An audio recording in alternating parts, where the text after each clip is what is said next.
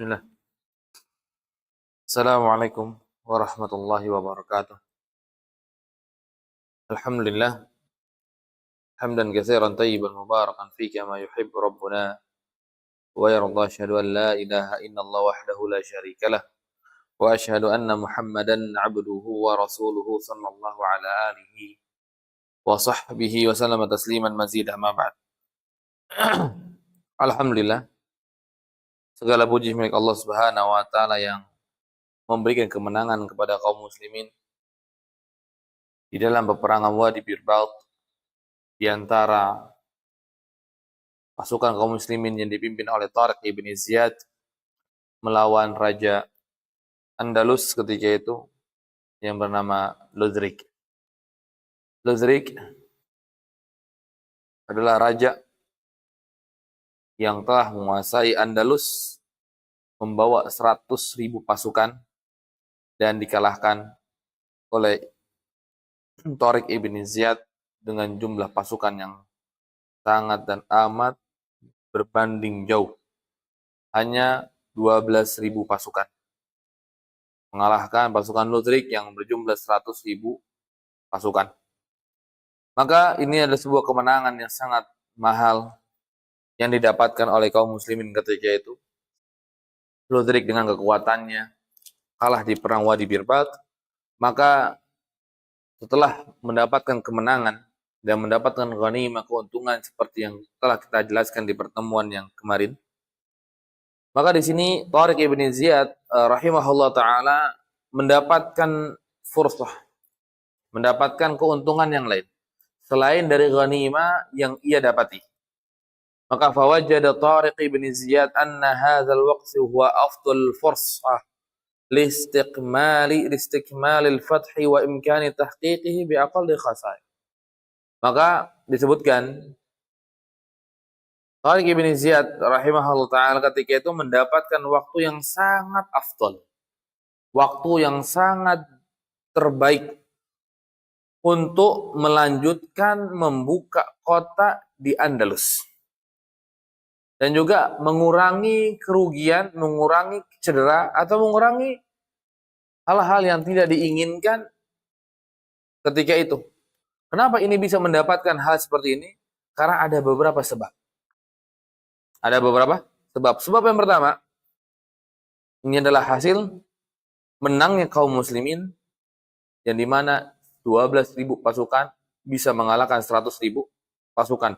Maka menangnya kaum muslimin ini membuat moral, membuat misalnya ruhul ma'nawiyah fil harb 'aliyah. Maka akan membuat ruh ma'nawi, ruh pasukan kaum muslimin ketika itu sangat tinggi. Membuat pasukan kaum muslimin ketika itu sangat tinggi moral, sangat tinggi semangatnya untuk terus membuka kota yang ada di Andalus. Karena mereka berjumlah 12.000 saja bisa mengalahkan 100.000 pasukan. Ini yang pertama. Kemudian yang kedua,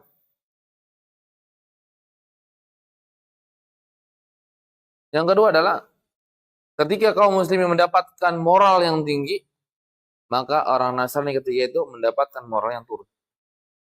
Maka mereka mulai tidak percaya dengan pasukan mereka sendiri. Mereka tidak percaya dengan pasukan mereka sendiri.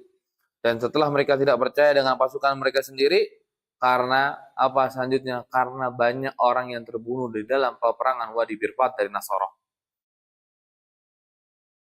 Banyak yang terbunuh di perang Wadi Birbalt yang kemudian mengakibatkan tafarruq mereka yang sangat banyak.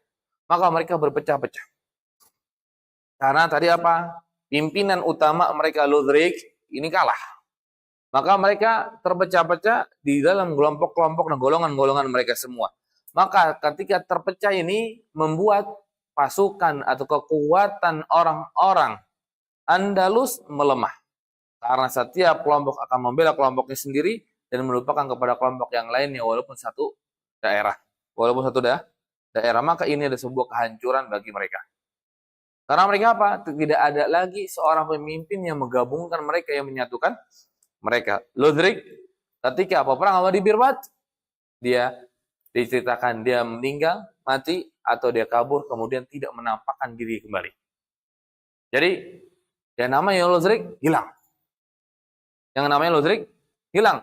Kemudian ditambah apa? Ditambah ludrik ini ada seorang raja yang zalim. Ketika hilang ludrik, maka rakyat itu merasa bahagia.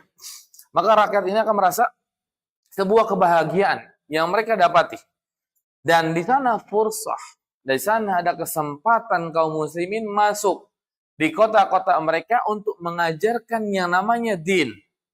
Yang dimana mengajarkan yang namanya adalah agama Islam yang begitu besar, menjunjung tinggi akhlak, begitu besar menjunjung tinggi ibadah hanya kepada Allah Subhanahu wa taala. Maka kezaliman yang dilakukan ludrik hilang, dihapus. Kemudian ditambah dengan keadaan yang sangat baik, yaitu mereka mulai melirik agama apa yang telah menguasai daerah mereka. Kalau seandainya mereka baik, mungkin akan diikuti. Akan diikuti. Dan Masya Allah, mereka tahunya ketika berperang tersebut, mereka mendapatkan hal yang sangat hebat. Apa? Bahwa kaum muslimin memiliki akhlak yang baik dan memiliki jiwa yang baik yang akhirnya membuat mereka, sebagian mereka mulai masuk Islam. Mulai membuat mereka masuk Islam dengan perbuatan yang dimiliki oleh kaum muslimin ketika itu.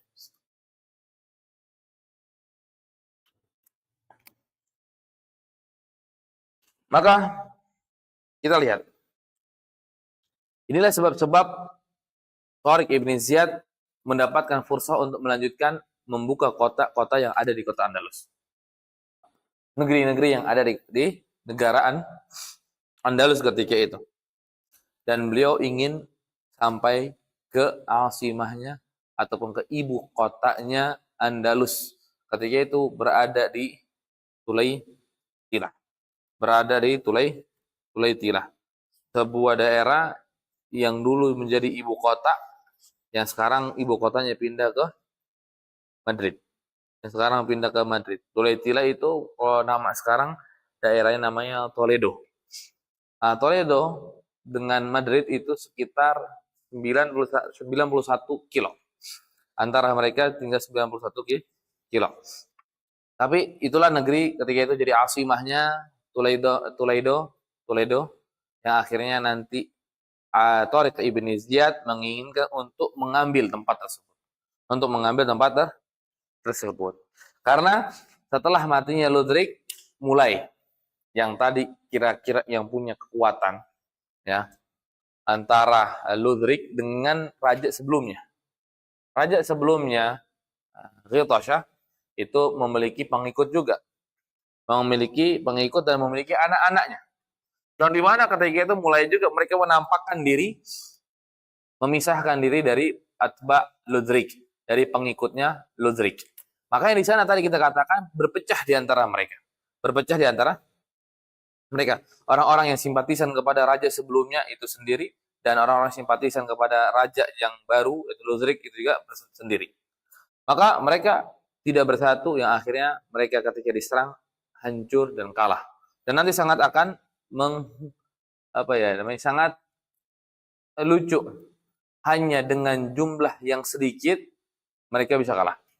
Karena nanti ada saatnya Tariq ibn Ziyad hanya mengutus 700-an pasukan untuk membuka kota-kota yang ada. Negeri-negeri yang ada ketika itu, dan terbuka, Masya Allah. Cuma hanya 700 pasukan. 700 pasukan. Ini ada sebuah keutamaan yang Allah Subhanahu wa taala berikan atau hasil dari yang terjadi di Wadi Birbat. Yang terjadi di Wadi Birbat. Ini sebuah peperangan yang sangat menunjukkan keikhlasan kaum muslimin ketika itu. Yang tidak bisa dibeli dan tidak bisa digambarkan bagaimana istimewanya mereka ketika berperang di Wadi Birbat. Kemudian tadi Tariq ibn Ziyad menginginkan untuk sampai kepada Tulaitilah. Tapi perlu kita ketahui, Tariq ibn Ziyad sudah diberikan pesan oleh Musa ibn Nusair untuk tidak buru-buru, untuk berhenti di tempat Qurtubah atau negeri Qurtubah ataupun Jayan. Qurtubah ini Cordoba, Jayan ini namanya Jayan. J-A-E-N. Jayan. Maka dia berhenti untuk suruh berhenti di sana, jangan maju ke atas. Tapi nanti namanya Tariq bin Ziyad mendapatkan fursah, merasakan mendapatkan sebuah celah untuk bisa masuk ke Asimah, maka beliau masuk. Nanti kita akan kisahkan bagaimana hal tersebut. Nah, di sini maka semangatlah Tariq bin Ziyad untuk naik ke atas, ke atas. Dan maka Tariq bin Ziyad ketika itu rahimahullah taala membawalah pasukannya untuk bisa naik ke atas. Nah, untuk bisa naik ke atas Tulaitilah. Karena kan mereka itu baru membuka kota yang ada di bawah Spanyol. Kalau kita sekarang di bawah Andalus. Yang dimana mereka Tulaitilah ada di tengah-tengah negeri Andalus. Dan dia di atas Cordoba. Dan dia ada di atas Cordoba. Atau kalau sekarang di atas Cordoba dan di bawah Madrid. Dan di bawah Madrid. Maka tengah-tengah Tulaitilah. Dikatakan tengah. Maka ketika Tariq bin Ziyad menyiapkan pasukan untuk membuka ibu kota Andalus ketika itu, dan beliau berjalanlah dengan pasukan yang beliau miliki, dan juga sambil membagi pasukan. Jadi Tariq bin Ziyad itu nanti akan membagi beberapa pasukan. Jadi ada istilahnya nanti saroya yang dipecah oleh Tariq bin Ziyad, dan ada pasukan intinya Tariq bin Ziyad. Nah, saroya tadi, pasukan yang diutus itu cuma hanya berdiri 700 orang. 700 orang. 700 orang. Tapi 700 orang ini, Masya Allah, itu menakjubkan, bisa membuka kota-kota yang ada yang tidak dipikirkan untuk bisa dibuka. Dengan jumlah 700 orang. Tapi kenapa bisa menang? Karena mereka sangat ketakutan dengan keadaan di peperangan di Wadi Birbat. Di Wadi Birbat. Maka Tariq bin Ziyad jalanlah ke Tulaitilah, tapi melalui jalur Madinah Istijah. Istijah ini ataupun kalau sekarang namanya Ecijah. Maka ketika mau jalan ke Ecijah, melewati beberapa tempat untuk bisa naik ke Ecijah, karena mereka ada di Wadi Birbat ataupun ada di sekitaran Kadiz atas. Nah, ketika mereka melewati Kadiz, setelah perang di Kadiz kan, kalau kita gampang Kadiz, kemudian naik dan melewati beberapa daerah yang terjadi nanti peperangan di sana, dan taunya kaum muslimin juga membuka kota-kota tersebut. Seperti Syadunah ataupun media Sidona, ini juga dibuka nanti pertama kali setelah Wadi Birbat kalah. Setelah Wadi Birbat dimenangi oleh kaum muslimin. Setelah Wadi Birbat kalah dari pasukan Andalus. Maka Tariq bin Ziyad naik ke atas, ke tengah-tengah, untuk ke Tulaitilah, ke Toledo, lewati yang namanya daerah Syadunah ataupun Medina Sidona. Melewati Medina Sidona, dan Masya Allah, Allah Subhanahu wa Ta'ala mudahkan untuk kaum muslimin membuka tempat tersebut, Medina Sidona. Dan setelah berjalan mendapat membuka kota tersebut, terus jalan ke atas, karena tujuannya harus sampai ke Tulaitilah. Tujuannya harus sampai kepada Toledo. Nah, maka ketika jalan, tahunya bertemulah dengan daerah yang bernama Maurur, ataupun sekarang kita kenal dengan daerah Morón de la Frontera. Ya. Moron. Nah, ini daerah yang lebih atas sedikit dari Syadunah. Daerah di atas lebih sedikit daripada Medina Sidona. Daripada tempat Medina Sidona.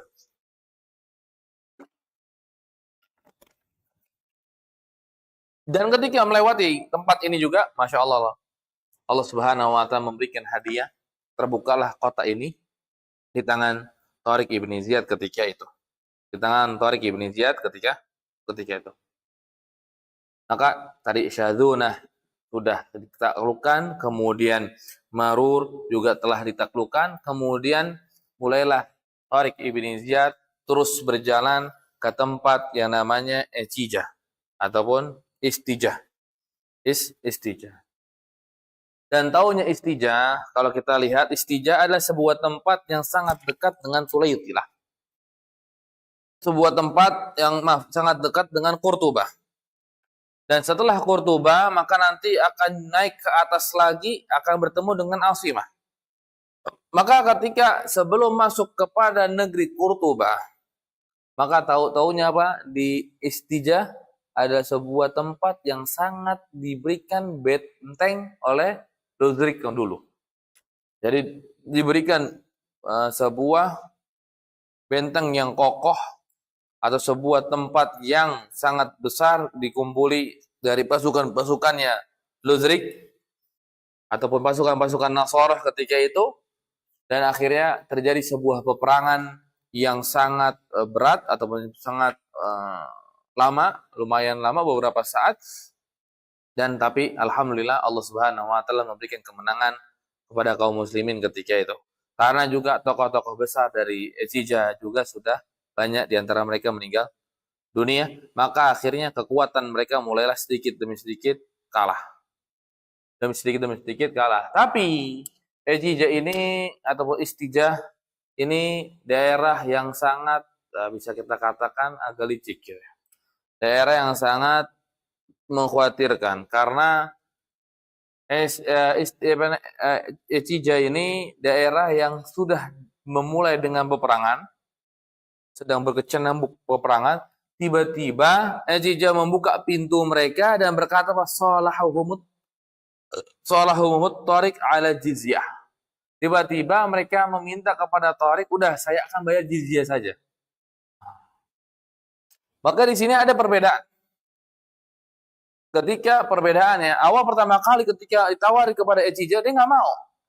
Ditawari Islam, mereka nggak mau. Ditawari untuk membayar jizyah, mereka nggak mau. Tapi mereka lebih memilih untuk berperang. Mereka lebih memilih untuk berperang. Ketika mereka memilih untuk berperang dan taunya mereka merasa bahwa mereka tidak sanggup untuk melawan pasukan kaum muslimin, tiba-tiba mereka mengibarkan bendera putih lah kalau bahasa kita mungkin, untuk membuka pintu dan mengkabarkan kepada muslim bahwa kami akan bayar jizyah. Maka perlu diperhatikan perbedaan antara fath dengan jizyah. Nah, kalau dibuka dengan fath, nanti dengan peperangan dan akhirnya menduduki kota tersebut, maka apa? Maka kaum muslimin memiliki apa yang ada dalam kota itu. Dari tanahnya, kemudian dari hartanya, dari ghanimahnya, misalkan dari budak-budaknya dan segala selanjutnya. Dan selanjutnya. Maka mendapatkan hasil peperangan yang ada di kota itu. Tetapi Ejija ini tadi kan sudah mengkibarkan bendera untuk membayar jizyah. Dan tahunya apa yang dilakukan kaum muslimin, meninggalkan harta yang begitu banyak yang ada di Ejija untuk mengambil sulh atau mengambil sebuah jizyah dari mereka. Karena apa? Mereka sudah mengkibarkan bayar jizyah. Dan mereka lebih memilih untuk menerima jizyah daripada terus melanjutkan peperangan. Kenapa? Karena asalnya sebelum berperang, Rasul ajarkan untuk menawarkan bayar jizyah. Walaupun di sana awalnya mereka tidak mau membayar jizyah, memilih untuk berperang, tiba-tiba mereka mengambil bayar jizyah, maka kaum muslimin menahan tangan mereka. Yang akhirnya apa? Mereka bayar jizyah dan mereka tidak lanjut dibuka oleh kaum muslimin. Nah, maka ada perbedaan apa? Kalau membuka tadi, maka akan mendapatkan harta yang ada di dalam kota itu. Dari tanahnya, mungkin dari anak-anaknya, mungkin dari perempuan-perempuannya, ataupun dari budak-budaknya, dari harta, emas, dan segalanya yang ada di negeri itu, maka akan dimiliki oleh kaum muslimin. Tetapi kalau dengan jizyah, maka apa? Kaum muslimin hanya memiliki uang yang sangat sedikit. Cuma hanya bayar jizyah mungkin bisa kita katakan bayar upeti. Dan itu cuma sedikit. Kenapa dikatakan cuma sedikit? Karena diwajibkan oleh syariat hanya membayar 1 dinar per orang. Hanya membayar 1 dinar per orang. Dan 1 dinar per orang cuma kecil. Cuman kecil. Cuma 4,25 gram emas. Setahun. Bukan 1 bulan. Bukan 1 hari. Tapi cuma 1 tahun. Maka sangat kecil sekali. Maka sangat kecil sekali, maka beda jauh dengan fath. Tapi karena mereka didasari keimanan, maka mereka tidak melihat dan tidak melirik berkaitan dengan uang nominal yang ada. Tapi apa? Mereka tetap berperang karena Allah Subhanahu wa taala. Kemudian ketika mereka meminta bayar jizyah, maka diterima. Maka diterima. Yang harusnya tadi mendapatkan tanahnya tapi nggak jadi dapat tanah, cuma bayar jizyah. Dan itu pun harus diketahui. Itu hanya diambil dari laki-laki dewasa. Jadi untuk perempuan nggak diambil. Perempuan tidak dituntut untuk membayar jizyah. Kemudian siapa lagi? Anak-anak. Anak-anak juga tidak dituntut untuk bayar jizyah. Kemudian apa? Orang-orang tua. Orang-orang tua pun tidak dituntut untuk bayar jizyah. Kemudian siapa lagi? Apa? Dan tidak diambil dari orang-orang yang sakit ataupun orang-orang yang cacat. Orang-orang yang cacat. Orang-orang yang tidak mampu untuk berperang. Bayangin. Jadi kaum muslimin meminta jizyah hanya kepada laki-laki yang sehat, tidak cacat dan bisa berperang. Maka jizyah itu annaha tu'khal minal qadirin alladzina yastati'una al-qital faqat. Maka yang namanya bayar jizyah itu hanya kepada orang yang mampu berperang, yang mampu untuk berperang saja. Maka kalau untuk yang lainnya maka tidak ada. Maka tidak ada.